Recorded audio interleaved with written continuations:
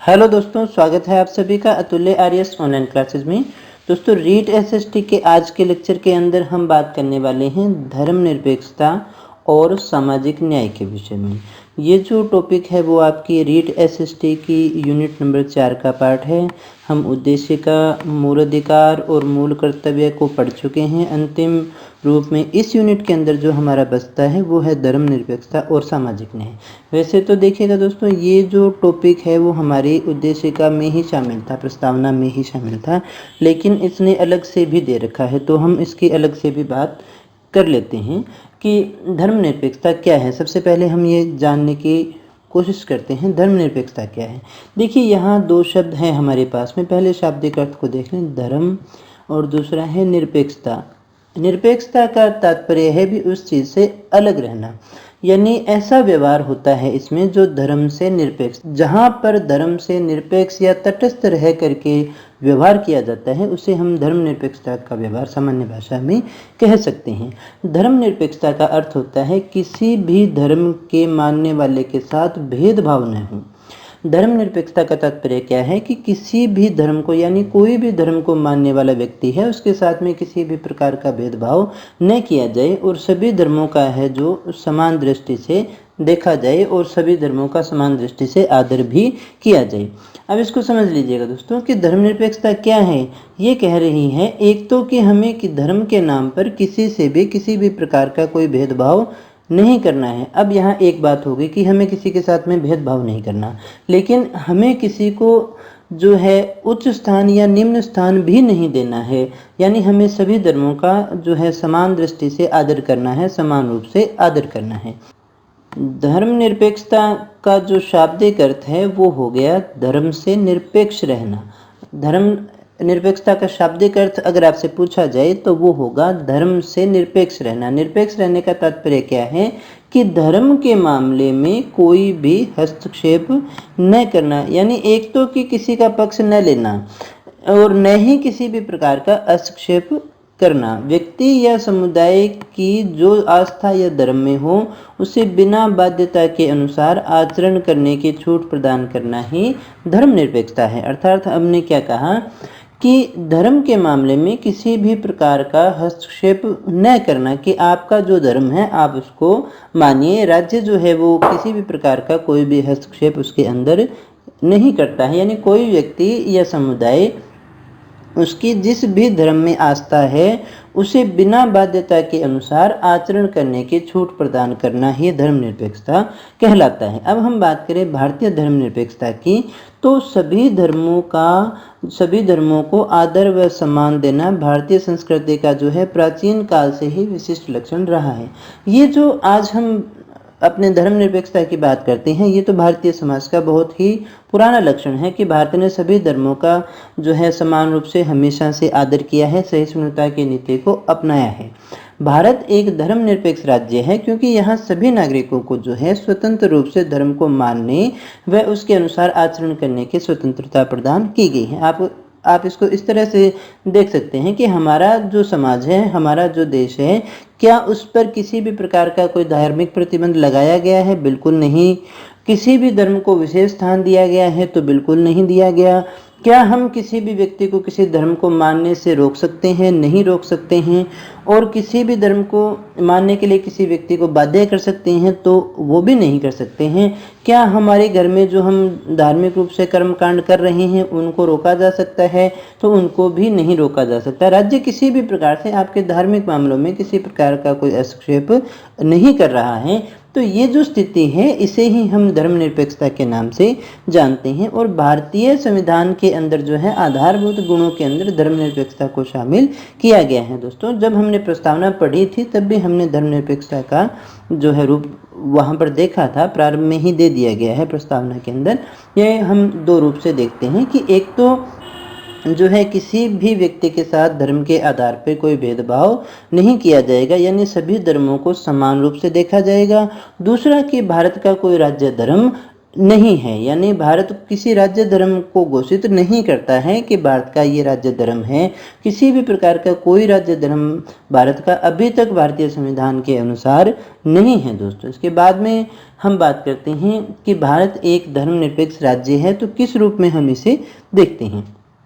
तो पहली बात अभी हमने बात की कि भारत का अपना कोई राज्य धर्म नहीं है और संविधान के अनुसार भारत राज्य की दृष्टि में सभी जो धर्म हैं वो बिल्कुल समान हैं।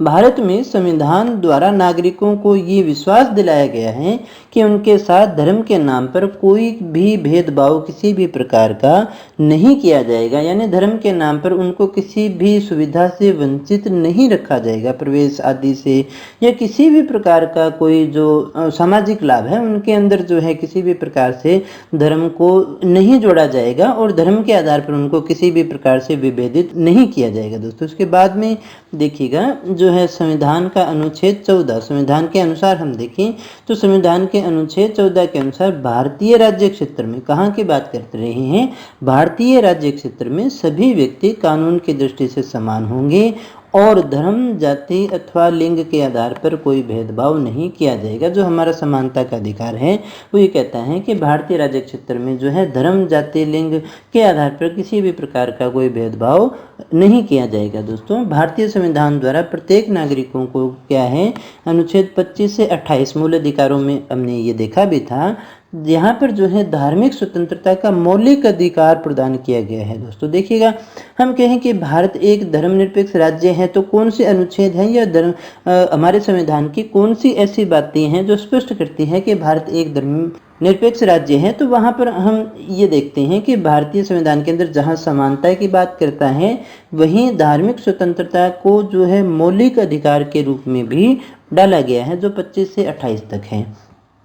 संविधान के अनुसार जो है सभी धर्मों को क्या है, स्वतंत्रता प्रदान की गई है। उनके अनुसार प्रत्येक नागरिकों को धार्मिक तथा परोपकारी उद्देश्य के लिए संस्थाएं स्थापित करने, यानी वो चाहें तो कोई परोपकारी उद्देश्य से धार्मिक संस्थाएं भी स्थापित कर सकता है, उनका संचालन करने, उनको संचालित कर सकता है, धार्मिक मामलों का प्रबंधन करने यानी उनका प्रबंध कर सकता है और उनके नाम पर चल अचल संपत्ति रखने, प्राप्त करने और ऐसी संपत्ति को जो है प्रबंध करने का अधिकार भी जो है हमारे संविधान के द्वारा दिया गया है दोस्तों। तो ये कुछ एक रूप में हम भारतीय जो है धर्मनिरपेक्षता को देखते हैं संविधान के अनुसार। इसके बाद में देखिएगा अनुच्छेद 28 की बात करें तो हमने ये देखा कि सरकारी शिक्षण संस्थाओं में भी किसी भी प्रकार की धार्मिक शिक्षा नहीं दी जा सकती, यानी सरकार जो है किसी विशेष धर्म को शिक्षण संस्थाओं में, स्कूलों में भी लागू नहीं कर सकती है दोस्तों।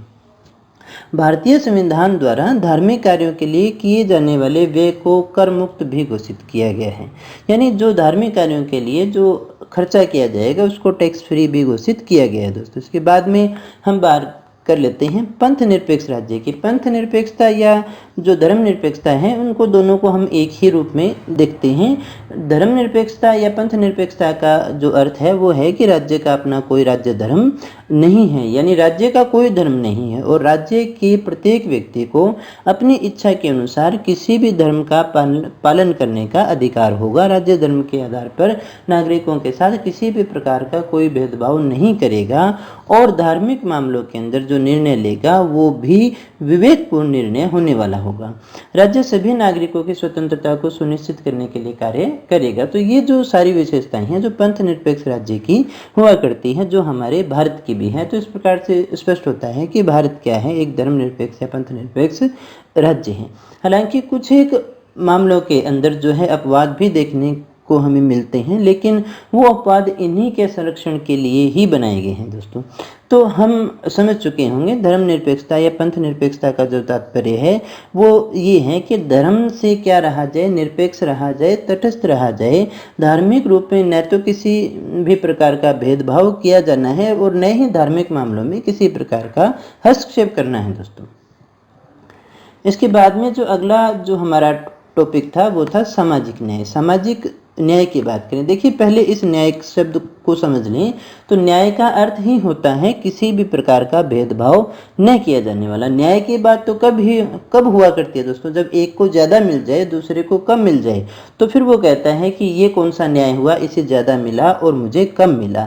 तो ये जो भेदभाव है यही स्पष्ट करता है न्याय शब्द को। तो सामाजिक न्याय यानी समाज में किसी भी प्रकार का भेदभाव न होना दोस्तों, यानी किसी भी जाति, धर्म, लिंग आदि किसी भी प्रकार से समाज के सदस्यों के अंदर किसी भी प्रकार का भेदभाव नहीं पाया जाना ही सामाजिक न्याय कहलाता है। बिल्कुल सामान्य शब्दों में मैं आपसे बात कर रहा हूँ। अब थोड़ा और को स्पष्ट करते हैं अपने कि सामाजिक न्याय से तात्पर्य है समाज के सभी सदस्यों के मध्य बिना किसी भेदभाव के समता, एकता और मानवाधिकारों की स्थापना करना। यहाँ मानवाधिकार भी शब्द शामिल किया गया है तथा यह व्यक्ति की प्रतिष्ठा, गरिमा को विशेष महत्व प्रदान करता है। यानी समाज के अंदर जो है सभी सदस्यों के मध्य मानवाधिकारों की स्थापना करनी है, वो भी बिना किसी भेदभाव के। दूसरा कि व्यक्ति की प्रतिष्ठा, गरिमा को भी ये विशेष महत्व प्रदान करता है दोस्तों। उसके बाद में देखिएगा, यह जो है मानवाधिकारों और समानता के अवधारणाओं पर आधारित एक संकल्पना है। कैसी संकल्पना है, इसका आधार क्या है, तो ये मानवाधिकार ये किसके आधार पे है, ये मानवाधिकारों और समानता की अवधारणाओं पर आधारित एक संकल्पना है जिसका उद्देश्य जो है समतामूलक समाज की स्थापना करना है। इसका मुख्य जो उद्देश्य है वो है समतामूलक समाज की स्थापना करना दोस्तों। उसके बाद में देखिएगा जो है हमारे समाज के अंदर सदा से ही जातीयता, सांप्रदायिकता ये जो है सामाजिक न्याय की स्थापना में हमेशा से ही बाधा रही है। यानी प्रारंभ से ही भारत जो है इन समस्याओं से जूझता रहा है जिसमें जातीयता और सांप्रदायिकता शामिल थे, जिसके कारण जो है सामाजिक न्याय की स्थापना नहीं हो पाई थी। उसमें सबसे बड़ी बाधा यही थी।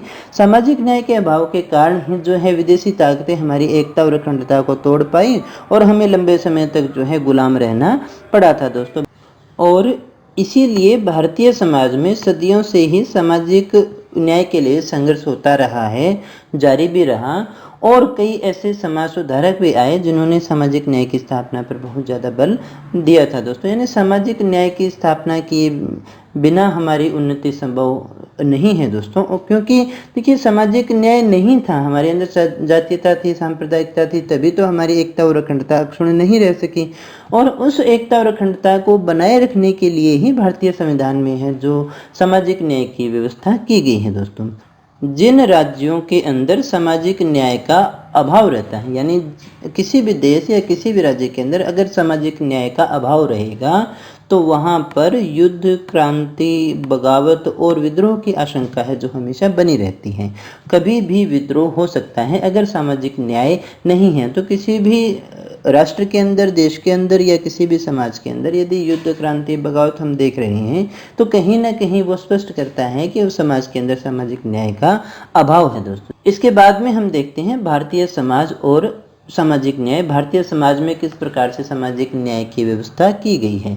भारतीय संविधान के प्रस्तावना में सामाजिक, आर्थिक और राजनीतिक न्याय का उल्लेख, कौन कौन से न्याय का, सामाजिक, आर्थिक और राजनीतिक न्याय का उल्लेख अपने आप में सामाजिक न्याय के लक्ष्य को प्राप्त करने का महत्वपूर्ण दर्शन है। यानी सामाजिक न्याय को प्राप्त करने के लिए ही हमने सामाजिक, आर्थिक और राजनीतिक न्याय का उल्लेख किया है दोस्तों।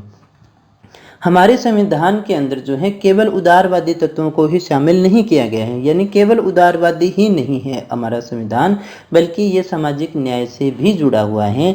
और इस उद्देश्य की प्राप्ति के लिए हमारा जो संविधान है वो अनेक प्रकार के प्रावधान भी करता है। देखिए ये केवल आदर्श की बातें ही हमारे संविधान की नहीं है, उदारवादी बातें ही नहीं हैं, बल्कि ये ज़मीनी तौर पर भी सामाजिक न्याय से जुड़ा हुआ है। इसके लिए संविधान में बाकायदा अनेक प्रावधान किए गए हैं ताकि इनसे जो है सामाजिक न्याय की प्राप्ति हो सके।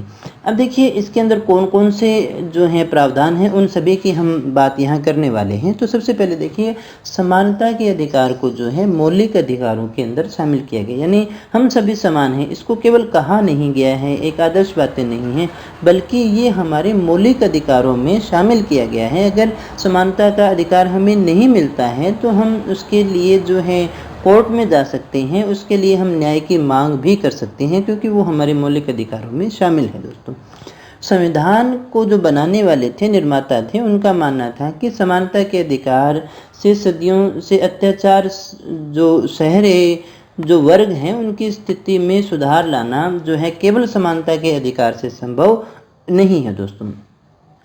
अब यहाँ ये समझ लेते हैं कि जब संविधान हमारा बन रहा था तो ये तो जो सामाजिक न्याय की समस्या हमारे पुराने समय से चल ही रही थी। तो इन्होंने ये महसूस किया कि केवल समानता के अधिकार दे देने से ही सदियों से जो अत्याचार सह रहा जो वर्ग है उनकी स्थिति में सुधार लाना संभव नहीं है। इसलिए उनकी स्थिति सुधारने और उनके हितों की रक्षा के लिए अनुसूचित जाति और जनजाति को सरकारी नौकरियों में और विधायिका में आरक्षण भी प्रदान किया गया है। अगर ये कहा जाता कि समानता का अधिकार दे दिया तो उनकी स्थिति में सुधार हो जाएगा, नहीं, तो इससे आगे बढ़ कर के और अधिक सुधार लाने के लिए जो है आरक्षण की व्यवस्था की गई है दोस्तों। तो यहाँ ये हमें समझ लेना है कि जो आरक्षण की जो व्यवस्था की गई है वो आर्थिक से पहले सामाजिक न्याय की प्राप्ति के लिए की गई है। सामाजिक न्याय के लिए ही हमारे संविधान के अंदर जो है आरक्षण की व्यवस्था की गई है, ताकि जो दबे कुचले वर्ग हैं उनको जो है सामाजिक न्याय से जोड़ा जा सके, उनको सामाजिक न्याय की प्राप्ति हो सके दोस्तों। इसके बाद में देखिएगा संविधान का जो भाग 4 है उसके अंतर्गत अनुच्छेद 38 में न्याय के आदर्श का जो है विशेष रूप से उल्लेख किया गया है। अनुच्छेद 38 क्या कहता है? राज्य ऐसी सामाजिक व्यवस्था की जिसमें सामाजिक, आर्थिक और राजनीतिक न्याय राष्ट्रीय जीवन की सभी संस्थाओं को अनुप्रमाणित करे, भरसक कार्य साधन के रूप में स्थापना करे और संरक्षण करके लोक कल्याण की उन्नति का प्रयास करेगा। ये कहा गया है कि राज्य जो है लोक कल्याणकारी राज्य के रूप में सामाजिक, आर्थिक और राजनीतिक न्याय को अनेक संस्थाओं में डालने का प्रयास करेगा और उसके लिए भरसक प्रयास भी उसको करने पड़ेंगे दोस्तों। और अनुच्छेद 38 हमारे लिए काफ़ी महत्वपूर्ण है। ये जो अनुच्छेद है भारतीय संविधान में न्याय के आदर्श को लोक कल्याण के आदर्श से भिन्न मानता है। इसके बाद में हम देखते हैं सामाजिक न्याय की प्रकृति। तो सामाजिक न्याय का अभिप्राय है कि एक नागरिक दूसरे नागरिक के मध्य सामाजिक स्थिति के आधार पर किसी भी प्रकार का भेदभाव नहीं किया जाए, यानी एक नागरिक को दूसरे नागरिक से सामाजिक स्टेटस, सोशल स्टेटस के आधार पर किसी भी प्रकार का भेदभाव न करें और प्रत्येक व्यक्ति को विकास के पूर्ण अवसर उपलब्ध हों, सुलभ हों। किसी भी व्यक्ति का किसी भी रूप में शोषण नहीं होना चाहिए। देखिए क्या कहा, किसी भी व्यक्ति का किसी भी रूप में कोई शोषण न हो। यहाँ केवल ये नहीं है कि निम्न वर्ग का ही शोषण, ये कह रहे हैं किसी भी वर्ग का, किसी भी व्यक्ति का किसी भी रूप में शोषण न हो और उसके व्यक्तित्व को एक पवित्र सामाजिक विभूति माना जाए। यहाँ ये ध्यान देने वाली बात है कि हर व्यक्ति जो है उसका एक व्यक्तित्व है और उस व्यक्तित्व को एक सामाजिक विभूति माना जाए, न कि किसी की लक्ष्य की सिद्धि करने के लिए कोई साधन मात्र। यानी ये व्यक्ति को अधिक महत्व देता है। सामाजिक न्याय की व्यवस्था में सुचारू और सुसंस्कृत जीवन के लिए आवश्यक परिस्थितियों का भाव निहित है और इस संदर्भ में समाज की राजनीतिक सत्ता से ये अपेक्षा की जाती है कि वो अपने विधायी और कार्यकारी कार्यक्रमों द्वारा समानतामूलक, समतामूलक समाज की स्थापना का प्रयास करे। यानी जो भी समाज के अंदर राजनीतिक सत्ता है उससे ये अपेक्षा की जाती है कि वो अपनी विधायी और कार्यकारी जो शक्तियां हैं उनका इस्तेमाल करे समतामूलक समाज की स्थापना करने के अंदर। अब हम थोड़े अनुच्छेद की भी बात कर लेते हैं। तो संविधान के भाग 3 में हम जानते हैं क्या है, मौलिक अधिकार, और भाग 4 में क्या है, राज्य के नीति निर्देशक तत्व। इनमें जो है सामाजिक न्याय के प्राप्त करने के लिए विभिन्न प्रकार के उपायों की व्याख्या की गई है। यानी मौलिक अधिकार और जो नीति निर्देशक तत्व है वो सामाजिक न्याय को प्राप्त करने के उपाय हमें बताते हैं दोस्तों। अनुच्छेद 14 क्या कहता है कि सभी नागरिकों के समक्ष विधि की समता है और अधिनियमों के अंतर्गत सभी को समान रूप से संरक्षण या सुरक्षा प्रदान की गई है। ये सारी बातें हम मूल अधिकारों के अंदर भी पढ़ चुके हैं। अनुच्छेद 15 क्या कहता है, धर्म, मूलवश, जाति, लिंग और अन्य स्थान के आधार पर, जन्म स्थान के आधार पर, लिंग या जन्म स्थान के आधार पर जो है किसी भी प्रकार का भेदभाव और विभेद का निषेध करता है। 14 क्या कहता है, समता का है, और 15 क्या कहता है कि धर्म, जाति के आधार पर किसी भी प्रकार का भेदभाव नहीं किया जाएगा दोस्तों। 16 क्या कहता है, अवसर की समानता है। राज्याधीन पदों पर नियुक्ति के संबंध में सभी नागरिकों को अवसर मिलेंगे, समान रूप से अवसर मिलने चाहिए। अनुच्छेद 17 के द्वारा देखो अस्पृश्यता को पूरी तौर से कानूनी तौर पर जो है समाप्त कर दिया गया है दोस्तों। 23(1) क्या कहता है, मानव के पढ़ने और बेगार पर रोक लगाता है। यानी मानव का जो व्यापार है वो दास की तरह नहीं किया जा सकता और उससे जबरदस्ती काम भी नहीं करवाया जा सकता दोस्तों। अनुच्छेद 24 क्या कहता है कि ये जो है कारखानों आदि के अंदर बाल श्रम पर रोक लगाता है, यानी खतरनाक कार्यों के अंदर, खान और ऐसे कार्यों के अंदर जो है बालकों को नहीं लगाया जा सकता है दोस्तों। 29 और 30 शिक्षा और संस्कृति संबंधी अधिकार जो दे रहा है वो भी सामाजिक न्याय के ही सोपान है। अब हम बात कर लेते हैं 41 और 42 की। 41 और 42 में संविधान ने राज्यों को ये उत्तरदायित्व सौंप दिया है, राज्यों को उत्तरदायित्व देता है कि वह काम की यथोचित और मानवोचित दशाओं को सुनिश्चित करने के लिए और प्रसूति सहायता के लिए भी उपबंध करेगा। इसके बाद में देखिएगा अनुच्छेद 43 क्या कहता है, श्रमिकों के निर्वाह, उनकी मजदूरी का प्रबंध की बात करता है। अनुच्छेद 44 नागरिकों के लिए समान व्यवहार संहिता की बात करता है। अनुच्छेद 45 जो है अनुसूचित जातियों, जनजातियों और दुर्बल वर्गों के लिए शिक्षा और अर्थ संबंधी हितों की उन्नति की बात करता है। अनुच्छेद 47 ये जो है आहार, पुष्टि, तल और जीवन स्तर को ऊंचा उठाने और सार्वजनिक स्वास्थ्य के सुधार के लिए राज्य के कर्तव्य की बात करता है। भारत में सामाजिक न्याय की स्थापना में ये जो अनुच्छेद हैं वो काफ़ी सहायक सिद्ध होने वाले हैं। ये लोक कल्याणकारी राज्य के रूप में हम इनको देखते हैं। अनुच्छेद 43, 44, 45 और 47। 43 क्या कहता है, श्रमिकों के निर्वाह मजदूरी की बात करता है। 44 जो है नागरिकों के लिए समान व्यवहार संहिता की बात करता है। अनुच्छेद 45 जो है दुर्बल वर्ग है उनके लिए शिक्षा और अर्थ संबंधी हितों की उन्नति के लिए बात करता है। और 47 कहता है आहार और जीवन स्तर को ऊंचा उठाने की बात करता है दोस्तों। इसके बाद में हम बात करते हैं जो हमारा 86वां संविधान संशोधन था जिसमें अनिवार्य शिक्षा वाली बात आती है। संविधान संशोधन अधिनियम 2002 के द्वारा भारत के संविधान में अंतर्स्थापित 21 क सामाजिक न्याय को स्थापित करने की दिशा में एक और महत्वपूर्ण कदम है दोस्तों। क्योंकि देखिएगा हम कितने भी जो है कानून बना दें, लेकिन जब तक शिक्षा नहीं है तब तक कल्याण संभव नहीं है।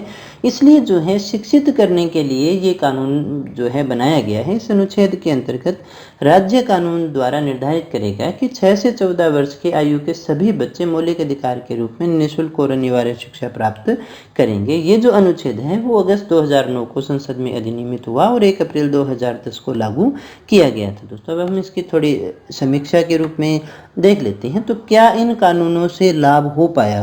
तो ये कानून बने हुए तो देखिएगा काफ़ी समय हो चुका है, संविधान लागू हुए भी काफ़ी समय हो चुका है। तो क्या सामाजिक व्यवस्था के अंदर अपेक्षित जो सुधार था वो आ पाया है?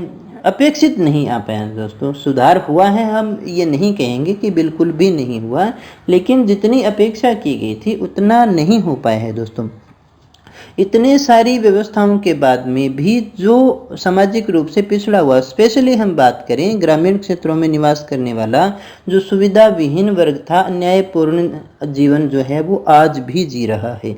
सामाजिक न्याय की स्थापना और उसके विस्तार के लिए संविधान में जो व्यवस्था की गई थी दोस्तों, उसका जो है गलत तरीके से उपयोग किया गया। आरक्षण की जो व्यवस्था की गई थी सामाजिक न्याय के लिए, तो सबसे ज़्यादा अगर दुरुपयोग हुआ है तो उसी का हुआ है। वो एक वोट बैंक की राजनीति बन करके रह गई और एक ही परिवारों के अंदर, एक ही प्रकार के परिवारों को लाभ होते रहने के कारण इन वर्गों के अंदर भी जो वंचित वर्ग है उसके अंदर भी एक कुलीन वर्ग और उत्पन्न हो गया दोस्तों, और जो है बार बार इन्हीं चीज़ों का लाभ उठाता रहा है। यानी व्यवस्था सही नहीं होने के कारण जो पूरा लाभ है, जो वास्तविक हकदार थे उनको जो है सामाजिक न्याय अभी तक नहीं मिल पाया है दोस्तों। तो मुख्य धारा से सामाजिक रूप से अलग थलग रहने वाले जो आदिवासी जनजातियां थे, निराश्रित जो अनुसूचित जाति के लोग थे, वंचित लोग थे, वो अभी तक पूरी सेवा का लाभ नहीं ले पाए, वो उनको आंशिक लाभ ही प्राप्त हो पाया है दोस्तों।